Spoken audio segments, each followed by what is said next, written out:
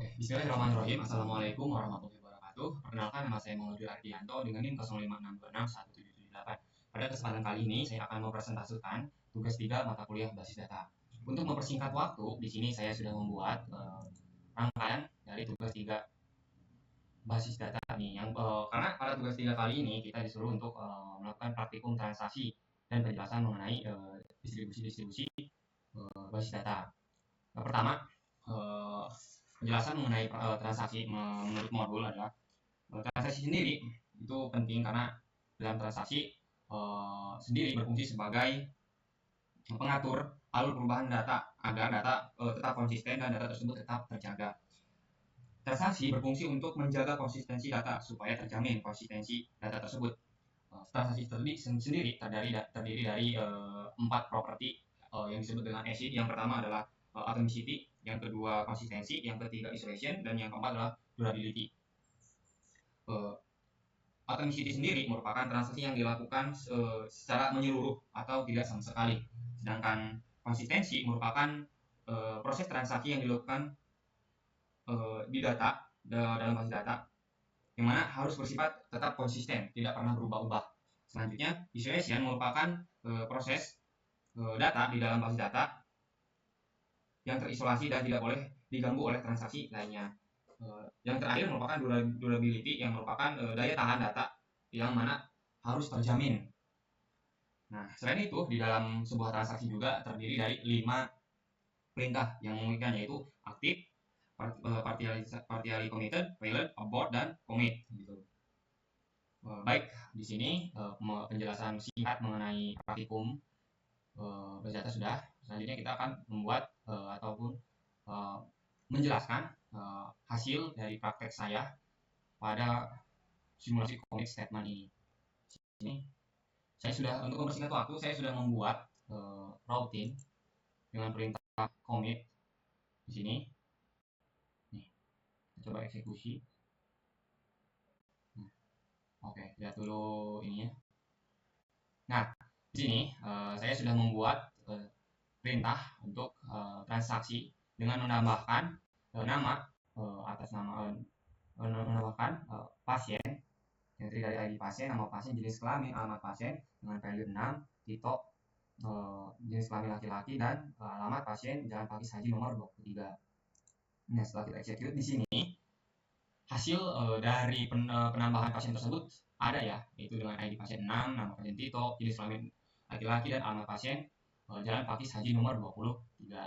Nah, selanjutnya kita akan coba untuk call di SQL ya. Kita coba call transaksi 1.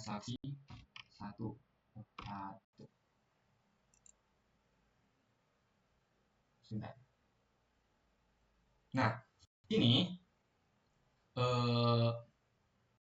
ada ya data dengan ID pasien 6, nama pasien Tito, jenis kelamin laki-laki, dan pasien Pakis Haji nomor 23. Namun, jika kita lihat di tabel pasien,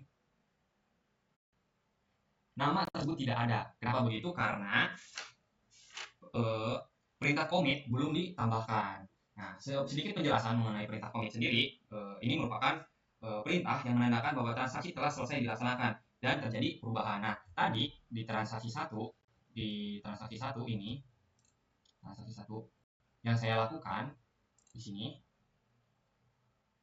jika kita lihat ya, nah ini belum ada commit, belum ada perintah commit, sehingga ketika kita execute itu data di database rumah sakit ada, namun di tabel pasien tidak ada karena tidak commit. Nah, selanjutnya saya juga sudah membuat routing dengan simulasi menjalankan commit pada transaksi 2. Kita coba eksekusi di sini. Nah, ada. Nah, kita coba lihat dari perintahnya. Kenapa bisa ada? Karena di sini saya sudah menambahkan perintah commit. Di sini saya sudah menambahkan perintah commit, sehingga data atas nama Tito dengan ID pasiennya 6, jenis kelamin laki-laki, alamat pasien Jalan Pakis Haji nomor 23 ada di database rumah sakit. Dan kita coba call di sini. Call transaksi 2. Nah, di sini kita akan coba untuk call kesalahan karena kita harus ubah dulu di sini ya. Nah, di sini jadi kita sebenarnya sudah di call tadi. Jadi tidak kenapa tadi error karena ada indikasi duplikasi atas nama dengan ID pasien 6 sebenarnya. Nah, karena tadi di transaksi 1 di sini tidak ada pada transaksi 1 kan tadi tidak ada perubahan data di tabel pasien. Namun ketika transaksi 2 routing transaksi 2 dijalankan di sini di tabel pasien terdapat data atas nama pasien Tito, ID pasiennya 6, jenis kelaminnya laki-laki, dan alamat pasiennya Jalan Pelapis Haji nomor 23. Begitu. Selanjutnya, pada menurut modul saya baca juga di sini terdapat tidak dijelaskan ya. Yang kedua adalah praktikum basis data terdistribusi, yaitu melakukan simulasi rollback statement. Oke, baik, selanjutnya adalah melakukan simulasi rollback statement. Apakah betul? Coba.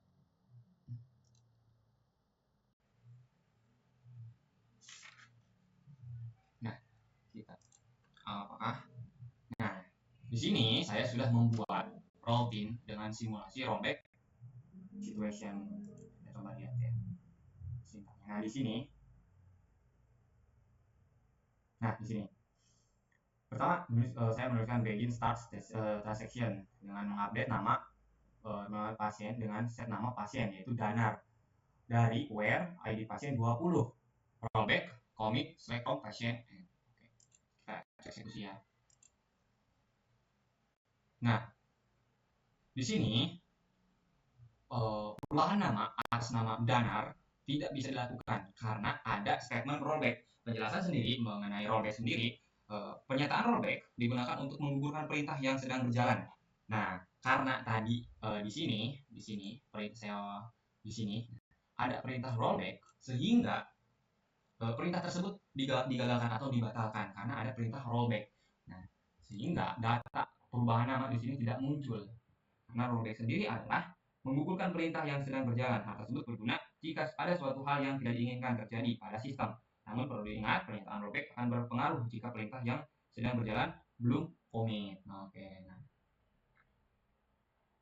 nah di sini tadi sudah ya untuk simulasi mengenai pernyataan atau perintah rollback. Selanjutnya kita akan coba lagi melakukan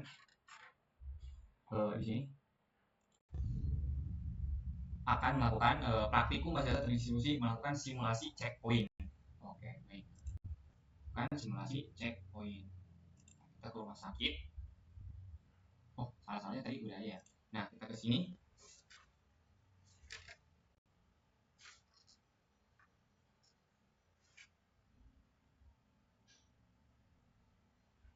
Sebentar, belum, maaf.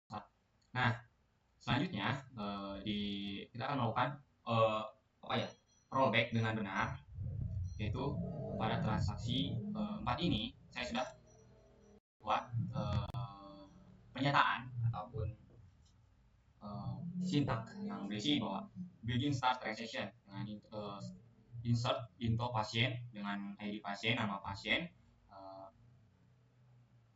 alamat pasien yaitu 7 Hanif laki-laki dan dari Jalan Babakan Loa nomor 23. Lalu rollback. Nah, setelah itu update pasien, set nama pasien, setting where ID pasien 20. Lalu commit. Nah, di sini perbedaannya.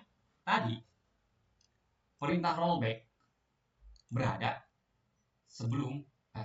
di bawah ini setelah perintah insert. Nah, sekarang di bawah perintah rollback ada perintah update lalu commit. Nah, jika kita coba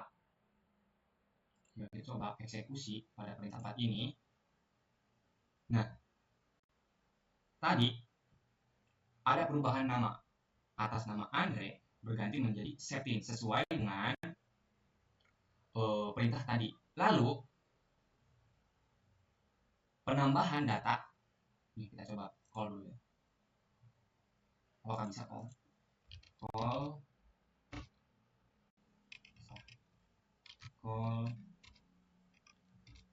transaksi 4. Apakah error? Nah, tuh benar. Tadi atas nama pasien Andre berubah menjadi Septin. Namun penambahan di sini penambahan kita lihat ya. Nah, di sini penambahan pasien atas nama Hanif itu tidak dilakukan karena adanya perintah rollback di sini. Jadi digagalkan atau dibatalkan atau digugurkan lah. Nah, begitu untuk ini pernyataan singkat mengenai simulasi rollback. Selanjutnya di sini kita akan melakukan praktik basis data terdistribusi, yaitu simulasi trigger. Simulasi trigger. Belum simulasi trigger, tapi simulasi checkpoint terlebih dahulu. Sesuai dengan modul penjelasan singkat mengenai checkpoint sendiri, checkpoint merupakan tempat titik di mana proses terakhir disimpan. Seperti yang telah kita pelajari bahwa suatu perintah rollback adalah membatalkan atau mengembalikan suatu perintah ke kondisi di mana transaksi belum terjadi, namun dikembalikan ke kondisi awal. Akan tetapi bisa dikembalikan ke posisi tempat, yaitu dengan perintah point check atau checkpoint. Oke, baik. Di sini saya juga sudah membuat routing dengan perintah mensimulasikan perintah dari checkpoint itu sendiri. Nah, jika kita lihat dulu pernyataannya atau perintahnya di sini, start transaction, insert into pasien dengan ID pasien 7, nama pasien Hanif, jenis kelamin laki-laki, dan alamat Jalan Babakan Loak nomor 22. Set point di sini. Di sini terdapat set point, yaitu untuk mengembalikan ke kondisi tempatnya. Nah, selanjutnya di sini ada insert into pasien dengan ID pasien 8, nama pasien Tina, jenis kelamin perempuan, nama pasien, Jalan Sangkan Nurib, Jalan Sangkuriang nomor 45. Di sini ada perintah rollback to set point 1. Dikembalikan ke set point 1.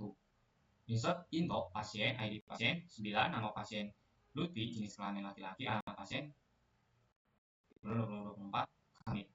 Lalu kita akan coba untuk mengeksekusi perintah atau simulasi dari checkpoint ini. Nah, di sini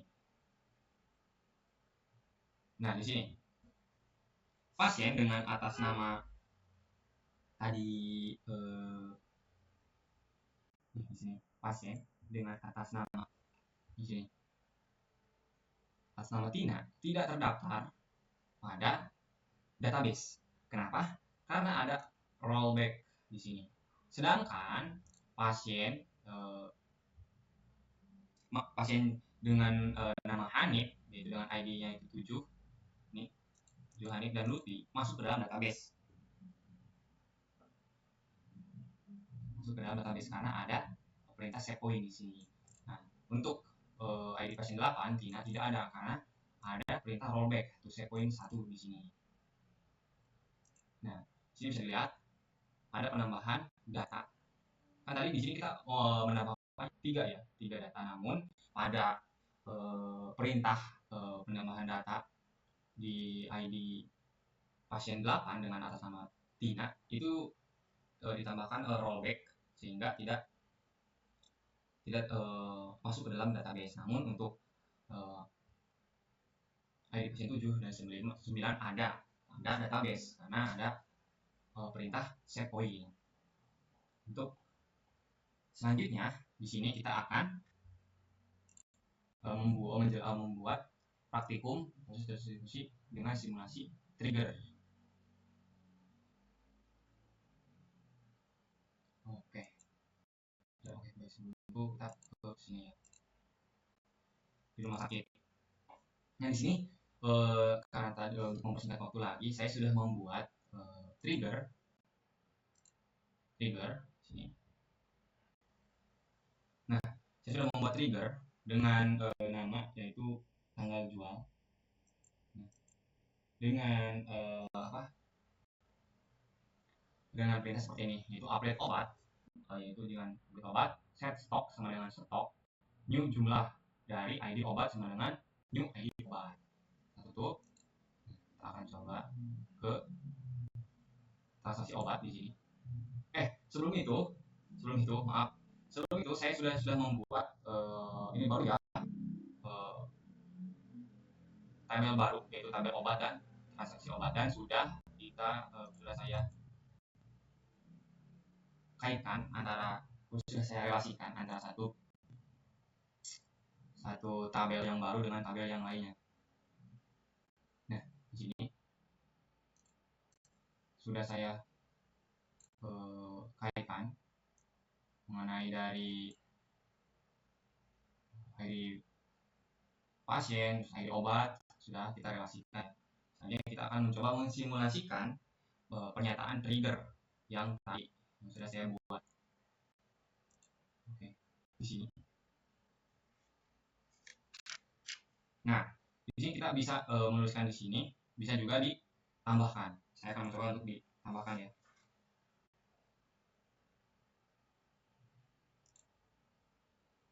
Nah, dengan misal di sini pasien dengan atas nama, dengan ID pasien berdua atas nama Puji Alisa, dengan ID obatnya 2002, dia mengambil misalnya jumlahnya 6, tanggal atau harganya 0, kita coba kirim ya.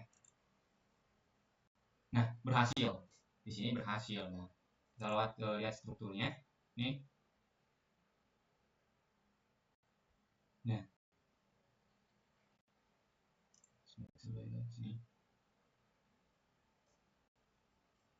Nah, di sini di tabel transaksi terdapat sebuah transaksi yang mana merupakan ini ID transaksinya 2 dengan ID pasiennya 22, ID obatnya 2, dan dengan mengambil jumlah 0 gitu. Nah, kita lihat berfungsi atau tidaknya pernyataan trigger ini di tabel obat. Nah, pada tabel obat ini saya sudah menambahkan, misalnya tadi ini sih, tadi di sini kan tadi 20, namun kita coba lagi, maaf ada kesalahan, coba lagi. Nah, sebentar agar pemahaman ini, praktek ini berjalan sesuai. Nah, lagi, maaf. Di sini di tabel obat terdapat ID obat 1, 2, 3 dengan kode obat A001, A002, A003 dengan nama obat amikacin, amoxilin, betadine, dan harga yang berbeda-beda, dan stoknya pun berbeda-beda. Nah, tadi kita sudah melakukan transaksi. Selanjutnya kita juga akan mencoba lagi, karena tadi kita belum mengetahui kan awalnya itu stoknya berapa dan akan digunakan proses atau pernyataan trigger, yang mana kita coba di tabel transaksi. Kita akan coba tambahkan di sini tabel transaksi. Nah, kita akan coba dengan nama Gilang Gupron, jadi obatnya 3 misal, berarti 10 ya, kita akan kurangi dengan 3 misal, total harganya 0, lalu kita akan coba kirim. Nah, berhasil kan. Nah, kita lihat transaksi pada tabel transaksi obat ini. Nah, ada di sini ID transaksinya 3, ID pasiennya 24, ID obatnya 3, jumlahnya adalah 3. Nah, apakah berubah tabel obat ketika sudah dikurangi oleh transaksi ini? Kita lihat, harusnya menjadi, nah, oh tadi itu 5 ini, 5, dan berakhir menjadi 2. Nama obat betadine dikurangi transaksi dengan pernyataan trigger, karena penjelasan sedikit mengenai pernyataan trigger ini. Trigger sendiri merupakan sebuah perintah atau event yang dapat memicu perubahan pada sebuah basis data. Event yang dapat digunakan yaitu memasukkan insert, perubahan update, dan penghapusan delete. Event-event tersebut ditambahkan sebuah kata kunci pemicu yang di dalam trigger terdapat 2 buah kunci, yaitu before dan after. Before dilakukan sebelum sebuah perintah insert, update, dan delete dilaksanakan, sedangkan after dilakukan setelah sebuah perintah insert, update, dan delete. Oke. Nah, tadi kenapa bisa di ini? Nah, pada trigger tadi di awal di sini waktunya itu after, setelah update maka jumlahnya akan berkurang karena saya menggunakan perintah update dan digunakan kata kunci yaitu after. Nah, begitu. Lalu selanjutnya oke baik, mungkin cukup sekian untuk penjelasan mengenai tugas 2.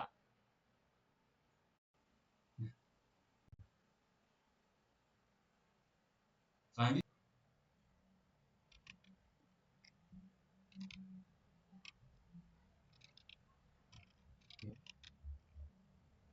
coba bentar. Masalah ya. Ya, lagi.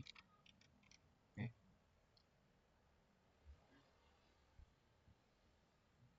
Nah, setelah itu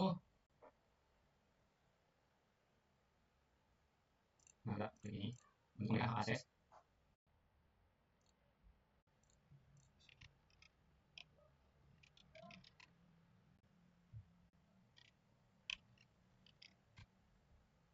Nah, selanjutnya kita untuk masuk terminal.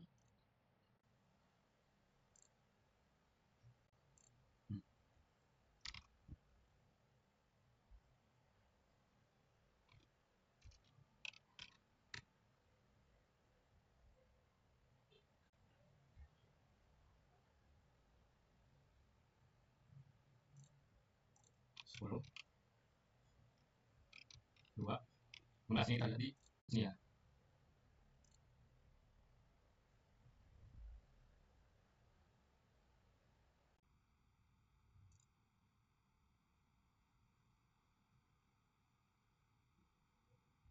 Nah, saya juga bisa membuat apapun user dengan nama area user.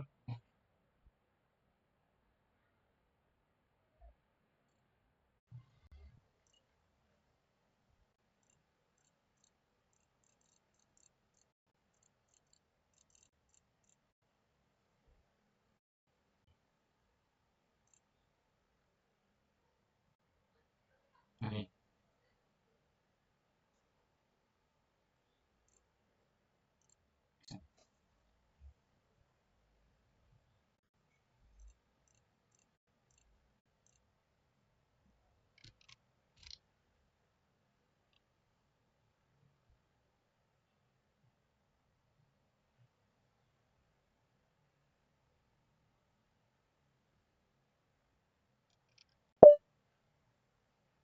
Nanti saya masuk ke area ini di Ubuntu. Nah, selanjutnya kita akan import yang sudah kita buat yang sudah kita buat dari database Windows ini ya. Pertama kita buat dulu database dulu. Kalau di sini, nah, kita buat dulu data nama samain sama rumah sakit kita klik.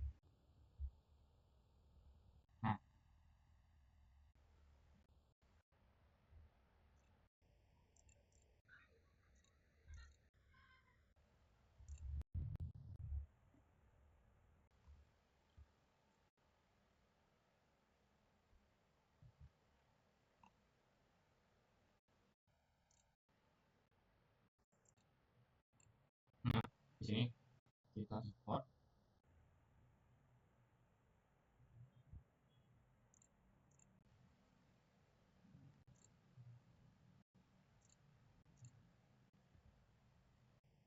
Open.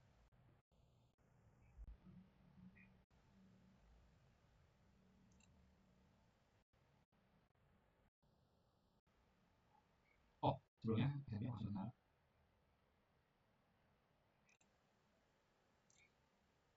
Nah, di sini sudah ada sebenarnya si error di pas ini atau ini error tapi semua datanya sudah ada sih.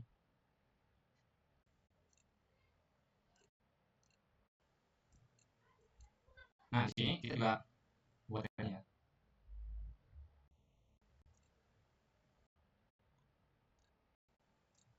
Nah, di sini kita pilih application.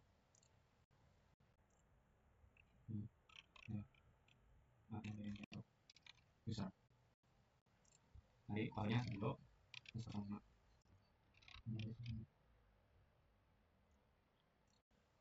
Oh, iya salah.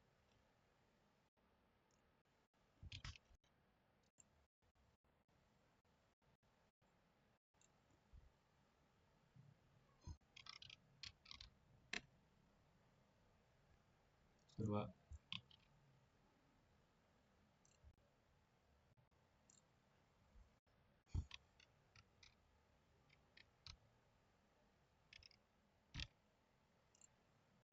Oh iya, salah. Harusnya kita mengubah dulu konfigurasi ya.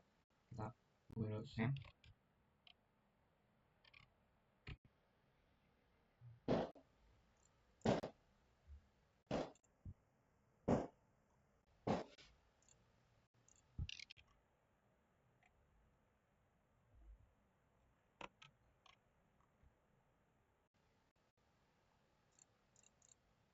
Nah, kita konfigurasi dulu di sini.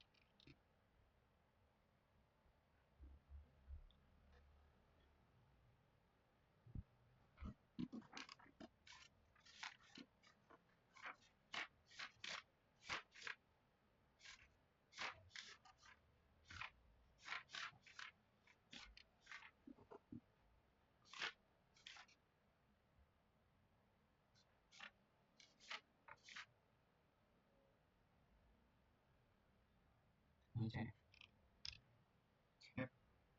Enter passwordnya kita tadi enter confirm.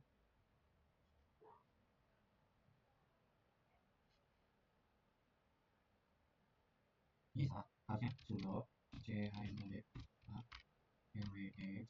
mx my dot ini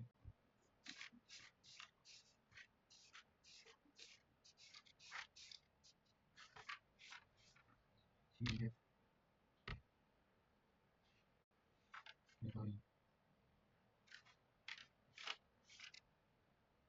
segalanya siang.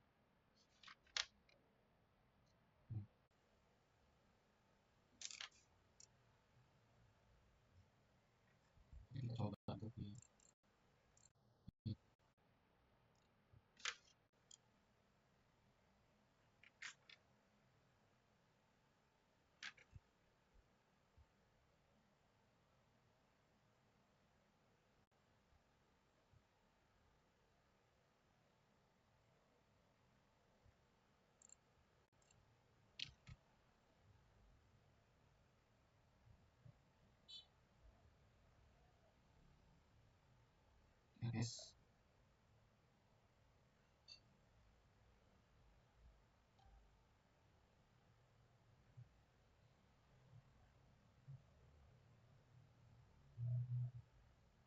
sudo